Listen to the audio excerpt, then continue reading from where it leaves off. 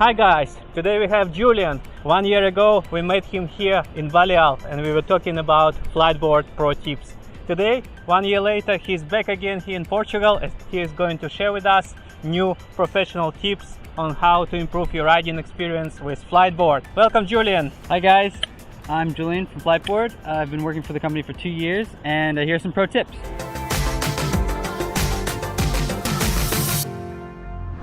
Alright, and Okay. the main, most popular question is removing the prop guard. The prop guard is really important to have on the board.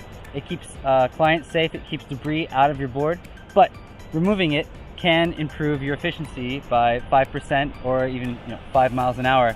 We have some examples you might see on Instagram where we just hit 56 kilometers an hour, and that was without the prop guard. So it's not a hard process. You can send an email to fliteboard.com and we have, it's kind of like off the menu, a prop guard, no guard. So you can take your prop guard off and get yourself a clean no duct prop duct. Does it really increase the danger of operating Fliteboard? So a lot of people ask this. You have to have experience before we just assume that you can ride the board and take the duct off. If after, let's say, 10 sessions, you're going to be comfortable knowing how to fall, knowing how to ride, and it'll feel much safer. So you are going faster. The board feels looser. It has a little more efficiency on the water. But it's good to mention that helmet is really recommended. You want to bring a helmet out. If it's rough like it is today, helmet. Even if it's flat and you think you're gonna go fast, a helmet's required. Wear a life vest. Even wear a wetsuit. It's going to protect you, and that's the most important, to be safe on the water. If you fall into the water, the Bluetooth disconnection will automatically turn the board off, so the prop won't be spinning anymore, and there you go. Alright, good one. Yeah. So you've been hitting maximum speeds all this time. Yeah. So let's get to the chase. What's the best setup you get for Fliteboard? The wings, the mast, and the shape. You want to choose a pro board. You want to choose a flyer wing. Right now I have on the board is a cruiser wing. It's got the cruiser wing cover on it so I don't get it scratched. This is great to go up to 37 kilometers an hour, but on the flyer wing you might see, maybe in my last video I hit 45 kilometers an hour, and maybe you'll see Mike might just show you some videos now of Simon from our team hitting 50 kilometers an hour. You can go to some Facebook forums and ask how fast has anybody else gone, and they're going to tell you. I used the flyer wing and that got me to 52 kilometers an hour, and that's with this setup. So the last thing I want to mention is the shims. So on the Fliteboard, so far we're the only company that does it where we can adjust the stabilizer wing. So this back wing right here, we have these inserts that you put in between the tail and the wing, which allow you to unscrew and rescrew in a different angle of your ride. So a zero shim is going to be 0 degrees resistance, level with the horizon in the water. The higher you go up, so 1, 2, 3, 4, changes the angle of the shim. So these angles will change the way the board reacts to the force of water coming at it, or you going, you propelling yourself through the water. The higher number shim, the more weight you need to keep forward to keep the board from the nose from coming up. What you do is you're balancing stability versus speed and reactivity. So a zero shim is going to be the most sensitive, the fastest, and the least the least push on the nose. If you go up to 1, 2, 3, 4, or 5, that's going to give you the most resistance, but it's also going to give you more stability, depending on what speed you're going and what weight you have. So play around with the shims. You might feel comfortable with the 1 or 2 hitting 30 kilometers an hour. If you want to go faster than 30, go for a 0. Maybe you just want to stand a little further back on the board. You feel like you have more control in the back. You feel like you have more control in the front. That's going to change how you ride. So what about the length of the mast? So the length of the mast is really important. We have two sizes. We have a 60 and a 75.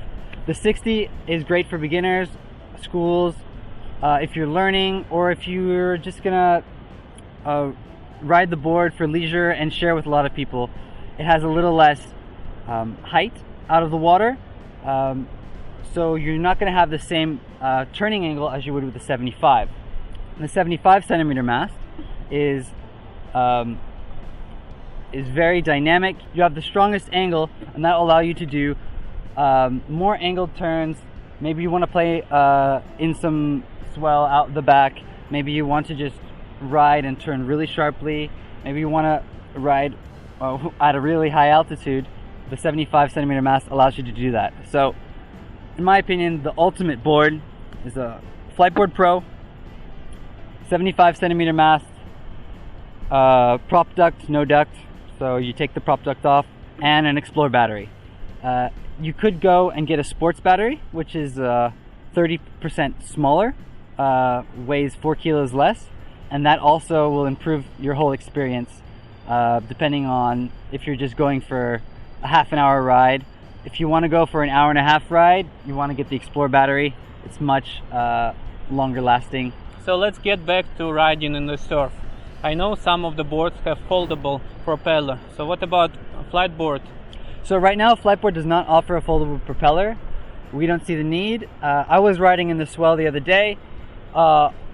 If you're an experienced rider, that's the only time you would ever think to ride in some swell, and at that point you have enough control on the throttle and the cruise control, you know, what level, what virtual gear you have, to then adjust how you ride and how much energy you give to the motor.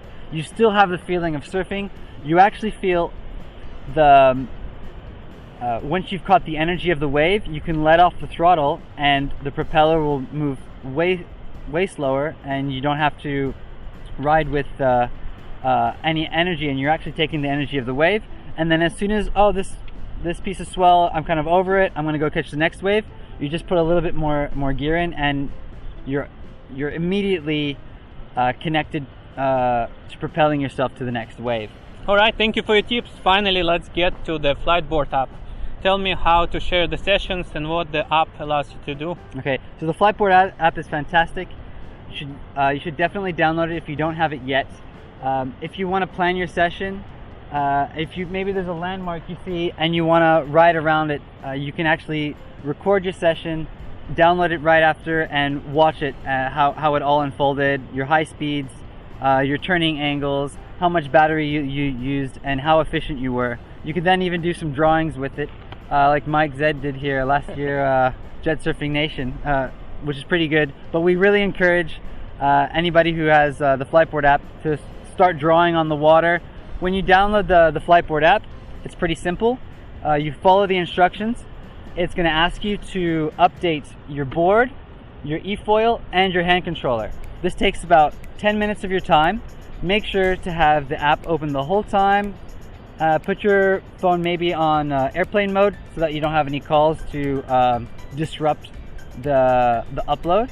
Once your board is now fully uploaded with the most relevant software, it's going to start recording all your sessions from then on. So after your first session, you can record it. Maybe you took 10 or 20 sessions and you didn't record it yet. You can still record it right after, and it will synchronize all your sessions and all that data, all the GPS data, and it will be on your phone. You can then take a screenshot or do a screen record, share it to Instagram, share it to YouTube, show it to your friends, your adventure on the water. And the coolest part, it's saving everything inside Fliteboard, so you don't need to take your iPhone with you all the time. That's correct. You don't need to take your phone with you. You can keep your phone in your car, at home. When you get back home after your session, then go ahead and download it. All the GPS data is in the board itself. All right, thank you for your advice, Julian. It's really exciting, and I think everybody should try efoiling. It's really amazing experience, feeling floating above the water surface. Yeah. So what's next coming for Fliteboard next year? So the research and development team and our CEO, David, is working really hard to push the boundaries of what efoiling can be and keep pushing it. Right now, all I can tell you is that the whole product line we have right now is going to still be available. We're going to still have the standard, the Ash, the Pro, the Air, but what's coming new is some wings. So we're going to have still the Cruiser, the Flyer, and the XL wing, and we're going to come out with some 2 new wings that are going to be exciting, a little more dynamic and a little more fast, and you're going to see that coming January in boot. All right, thank you so much, and Cheers. let's keep on riding. Cheers, we'll see Mike. you next one. Bye. Bye.